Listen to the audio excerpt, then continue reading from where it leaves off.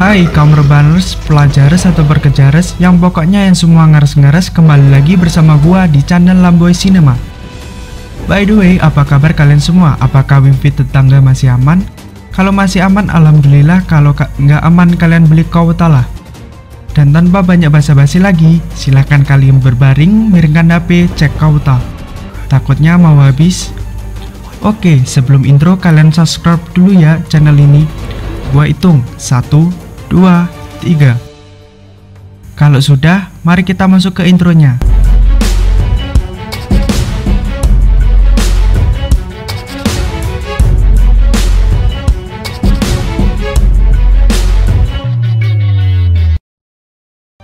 Hari ini gua akan meringkas film The Yin Yang Master. Oke, tanpa basa-basi lagi, kita langsung ke pembahasannya.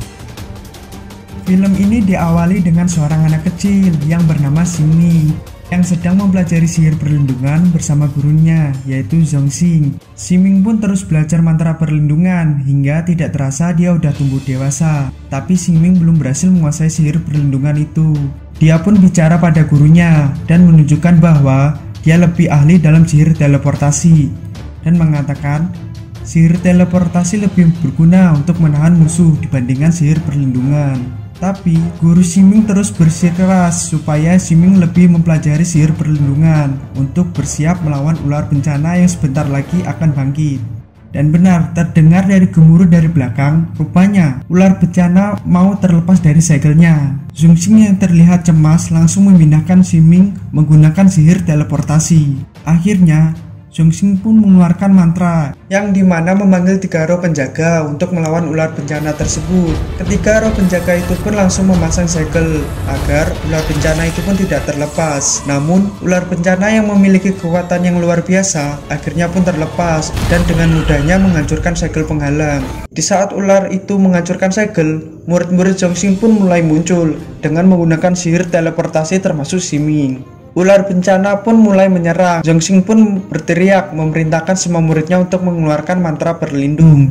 Tapi Xingming yang belum menguasai sihir perlindungan akhirnya mengeluarkan sihir teleportasi. Tapi sihir Xingming belum kuat. Zhongxing yang mengetahui tersebut akhirnya dia memindahkan sihir perlindungannya ke Xingming dan akhirnya guru Zhongxing pun terkena serangan dari ular bencana tersebut. Kemudian Roh Emas mengorbankan dirinya untuk menghentikan ular bencana tersebut. Dan benar, akhirnya ular bencana itu pun berhasil dikalahkan. Zhongxing yang terkena serangan ular bencana yang membuatnya hampir sekarat.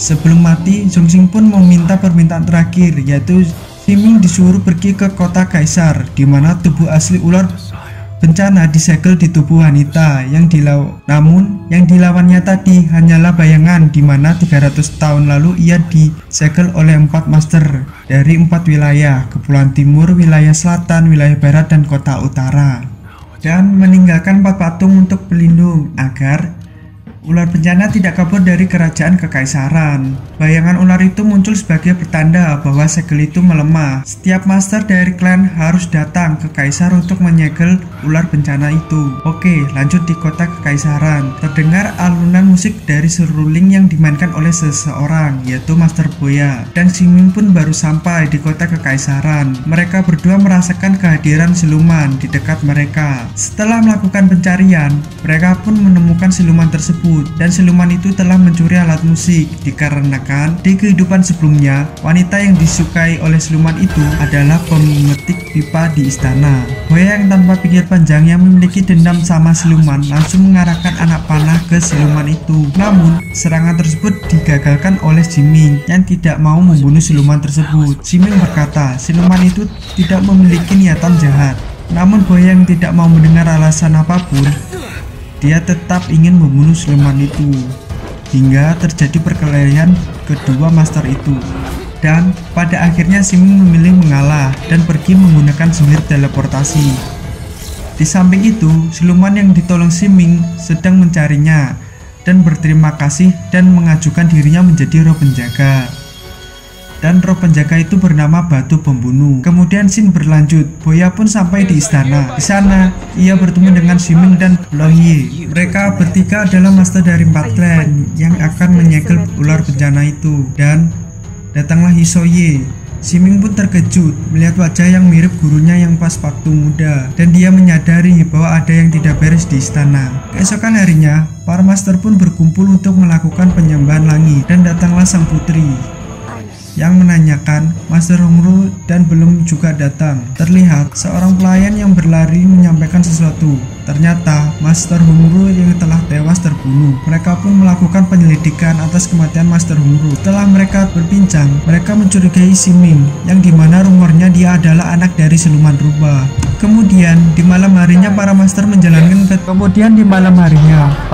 menjalankan tugas mencari siluman untuk diambil rohnya dan diberikan kepada 4 patung, yang dimana untuk menghentikan ular bencana. Tapi kecuali Siming yang bersantai di ruang sambil minum arak dan ditemani oleh roh penjaganya. Boya yang mengetahuinya terlihat kesal karena merasa sudah tidak memiliki banyak waktu lagi. Siming yang akhirnya menjelaskan tindakannya selama ini tidak benar-benar bersantai. Ternyata dia sedang mencari informasi dari roh penjaganya. Tentu saja ini tindakan Siming sangat membantu bagi master lainnya. Dan dia juga berkata, dia tidak perlu untuk mencari banyak siluman untuk mengaktifkan patung tersebut.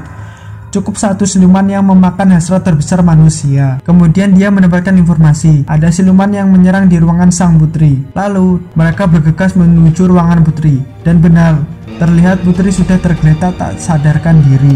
Siming yang dibantu oleh Boya segera mengeluarkan siluman tersebut dari tubuh sang putri. Siming dan Boya pun memasukkan roh tersebut ke patung pelindung. Boya pun terheran, hanya dengan satu roh siluman bisa mengaktifkan patung pelindung itu. Siming pun menjelaskan bahwa siluman yang menyerang Tuan Putri itu adalah siluman yang dicari, karena siluman itu memiliki roh yang tidak biasa, dimana siluman itu memakan hasrat terbesar milik Tuan Putri. Lanjut scene di malam yang tenang. Siming yang sedang bersantai di ruangannya mendengar gemuruh dari pelindung yang dipasang di istana, dan terdengar kekacauan dari ruangan Tuan Putri. Dan setelah sampai di ruangan sang putri, dia pun melihat di mana Longye yang diserang oleh Soye. Alasan Soye menyerang Longye karena Longye yang ingin membunuh sang putri. Siming yang mendengarnya pun tak percaya dan ingin melarainya. Lalu muncullah Boya yang ikut serta dalam pertarungan mereka. Longye pun lengah, tiba-tiba dari belakang muncullah siluman rambut yang langsung menarik leher Longye. Siming langsung meraih tubuh Longye yang sekarat dan menanyakan siapa pelakunya. Longye pun hanya berkata, Ratu adalah putri.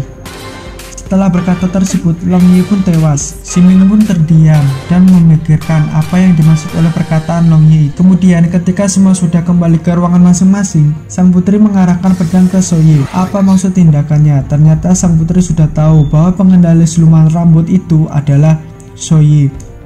Soye pun menjawab karena Longye mengetahui identitas sang putri sebenarnya. Ternyata sang putri adalah ratu sebenarnya. Dan ratu yang selama ini memerintah adalah boneka kertas milik Soye. Alasan sang ratu mengganti identitasnya karena dia awet muda dan abadi. Hal itu dikarenakan ular bencana yang disegel di tubuhnya. Kemudian scene berlanjut di mana Siming yang masuk ke ruangan Boya dan berbicara, keduanya mencurigai sang putri dan Soye. Keesokan harinya, Siming menemui sang putri dan sementara Boya menemui Soye. Mereka menanyai satu sama lain dan menumpas tuntas masalah yang terjadi.